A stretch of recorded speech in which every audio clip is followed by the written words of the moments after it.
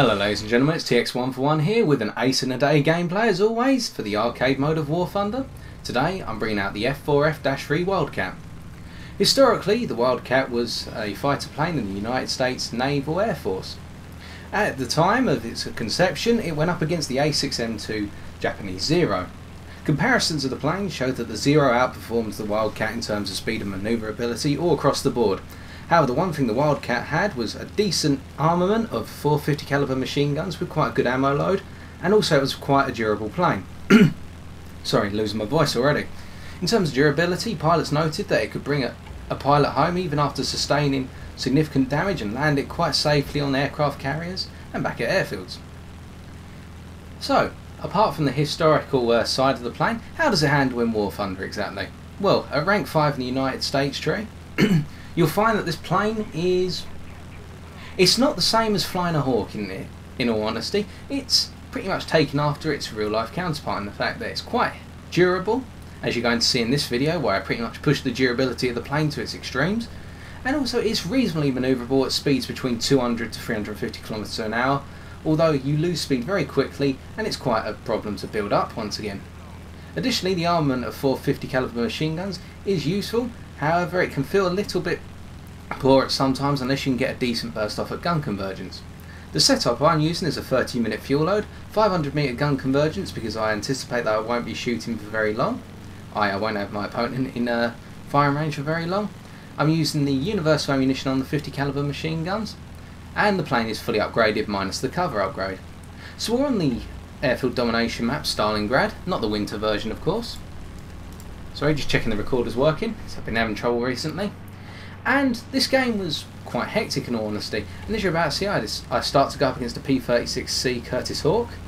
Now the Hawk has one thing over me instantly: it has much better turn rate and vertical rollover rate at speeds between 200 to 300 km an hour. And while I do manage to get behind the Hawk, I notice that they're actually getting away from me,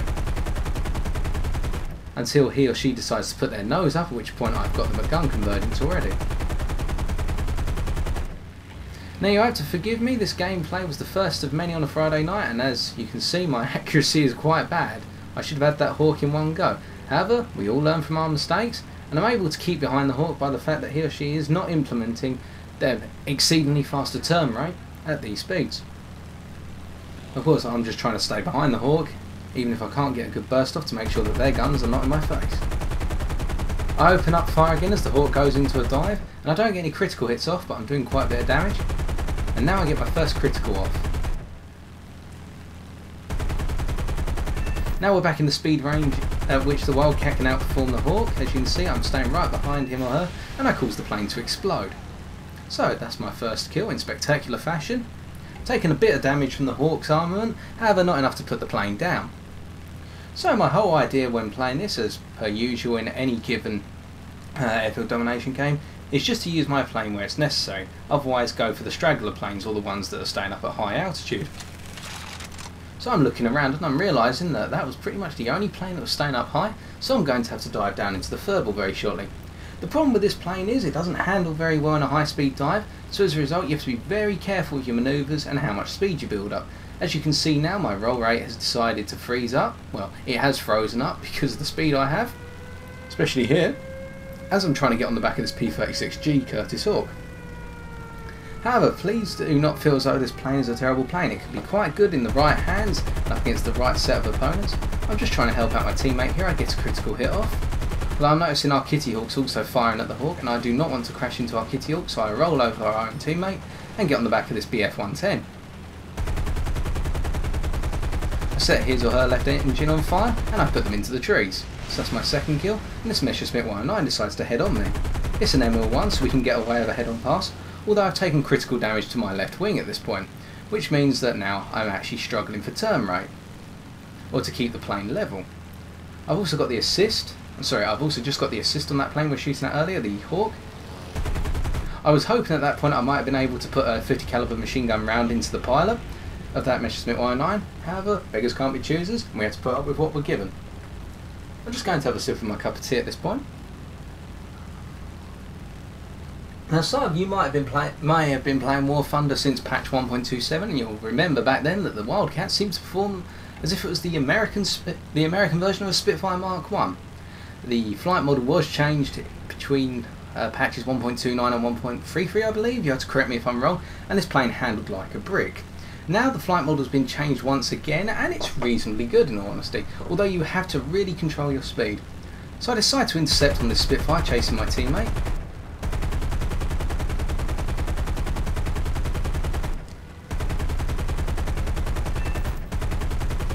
And I kill the pilot of that plane and set the entire plane on fire. So we're on our third kill already with 1 assist. As you can see, staying down low has been quite profitable, even though I don't tend to do this. I do not tend to do this, sorry. I help out by shooting at this lag 311, I set them on fire and kill the pilot. And that's the 4th kill. I'm having to reload the machine guns at this point because while you do get a sufficient amount of ammunition, it does eventually run out. So I'm looking behind, making sure that there are no enemy fighters chasing me, especially with my left wing in the condition it's in. I don't want to get caught off guard and put into a left-sided turn fight, because otherwise I'm really going to struggle. However, as you can see, this plane is still going quite strongly despite the critical damage we received from that Messerschmitt 109 ML1. So I decide to turn and look towards B, the airfield IE, and I notice that there's a Spitfire sitting on the airfield, but there's a Messerschmitt 110 heading towards me. And it's just taken out one of my teammates, so I decide to avenge my teammate. Of course, the Messerschmitt 110 is quite well armoured, but with enough bullets we'll put them down, i.e. take out their pilot, which is where I'm usually aiming, and then a P-36C Curtiss Hawk decides to come head on. I kill the pilot of that Hawk, because I assumed that their pilot vitality would be low for this level, and also because I have 450 cals to match to his single 50 cal, his or her single 50 cal, and 3 7.62mm machine guns, i.e. 30 caliber machine guns. So I shoot at this Spitfire sitting on the runway just in case they are repairing. I only get the assist, but I killed the pilot, and then I get an enemy plane on my tail, and I'm wondering at this point what it is. I look up and I notice there's a PE-3, and because I'm utilising the rather slow acceleration of this plane just to fly level and do a couple of shaky gun defence manoeuvres, you'll see in a minute when this PE-3 decides to come on the back of me again that I believe I turn off the engine completely, I'm not sure if I do, but I use a simple set of manoeuvres. I shake the plane about a little bit just to try and make that PE-3 miss, and to try and delay them until one of my teammates helps out. Well, I hope helps out. Also noticing this F2A Buffalo heading towards our airfield. Although I have taken even more damage, I've taken engine damage and I've taken a critical amount of damage to the actual main body of the plane, although we're still going. That PE-3 is finally being silenced. The boomerang has decided to get on the back of him or her.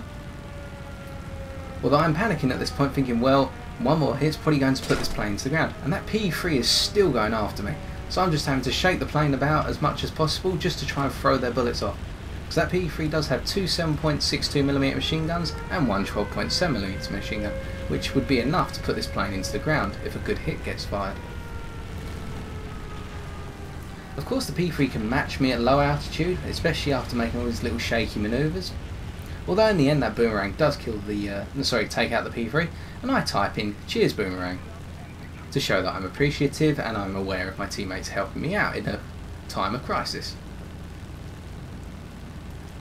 In all honesty, I was quite shocked at how well this game went, especially with the Wildcat in its condition, but it just goes to show that while a lot of people condemn this plane, a lot of players condemn this plane for its inability to turn well and its poor manoeuvrability compared to most other fighters of its tier, I am referring to the P-36 Hawks, the Spitfire Mark 1, it's still a decent plane when used in a decent manner.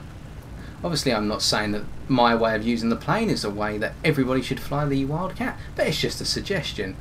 As always, remember to take everything I say with a pinch of salt, because what works for me may not work for you. I go for a landing at this point, thinking well, all's going to be well, I can land now, I can get the engine repaired, and I can just relax. I can even stop off and have a cup of tea, which I'm about to do. However, as I put the tail of the plane down and bring it to a stop, with careful use of the brakes, I'm noticing there's a Brewster Buffalo on the horizon, as you can see on the left hand side of the screen. I'm thinking at this point, well, is that Buffalo going to get near the airfield before I can repair? And as I see their distance to me gradually decreasing and decreasing faster and faster and faster because that buffalo is going into a slight dive now, I'm realising that the repair time of 35 seconds is going to be far too long. So I have to make use of what I have and take off. Of course, I managed to reload the machine guns. So picking up landing gear, and with a very significant tilt to the left because of the damaged wing, I go head on against the rank 1 version of the Buffalo. I managed to set them on fire, and the ensuing fire takes out the engine and takes the plane out. So that's my 7th kill. Now the funny thing is, if that Buffalo had been the Mark III version, I probably would have been taken out because of the 450 caliber machine guns. However, that Buffalo with its single 50 caliber and its single 30 caliber machine gun didn't have the punch to take me out. Also, they might not have been fully upgraded, so there's a number of factors. Mostly I'm saying that was down to sheer dumb luck, as well as the ability of my plane to take them out. I'm noticing there's a Heinkel 112 and another F2A on the horizon. The F2A is catching me very quickly, at which point I'm panicking. I'm putting the nose down as low as possible, thinking, well, the only thing I can do is run for it and hope that either the AA guns around here or the fighters on my team notice this Buffalo coming. I'm also looking at the scoreboard, hoping that the score will go down enough on the enemy team's tickets so that the game went, and then I realise that this Buffalo has actually come over to capture the airfield. So I decide to turn and see what I can do. But by the time I get over there, the game will have ended, as you're about to see. It's quite funny when I reflect on this game how much damage the plane took. I mean, we've got 3 sections where the plane's completely black. And with that, that's the end of the game, and time to bring up the score.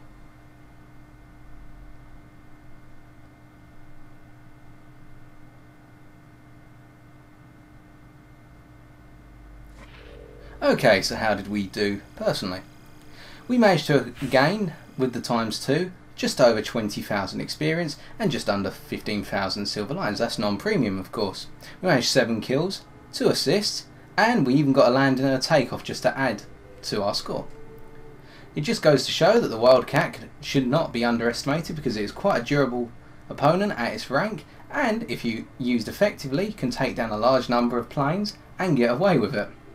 Anyway, I've been TX141, and as I bring up the player statistics and show that I came 3rd on the table with the Wildcat, I wish you all a happy Christmas, take care and have fun in the skies. If you enjoyed the video, however, please feel free to leave a like, comment or subscribe for future content on my channel. Until next time, take care.